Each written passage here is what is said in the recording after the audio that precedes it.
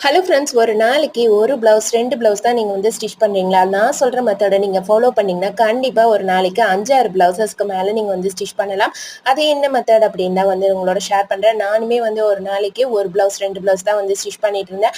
இப்படியே ஸ்டிச் பண்ணிட்டு இருந்தா எப்படி நம்ம வந்து இன்னும் நெறைய கஸ்டமர்ஸ்க்கெல்லாம் ஸ்டிச் பண்ணி குடுக்கறது அப்படின்னு சொல்லி எனக்கே வந்து ஒரு குழப்பமா இருந்தது. அதுக்கப்புறம் பார்த்தீங்க அப்படின்னா, நான் ஒவ்வொரு டைமும் ஒவ்வொரு ப்ளவுஸும் ஸ்டிச் பண்ண ஸ்டார்ட் பண்றப்ப, ஒரு ப்ளவுஸுக்கு எவ்வளோ டைமிங் வந்து எடுத்துக்கிறேன் அப்படிங்கிறத செக் பண்ண ஆரம்பிச்சேன்.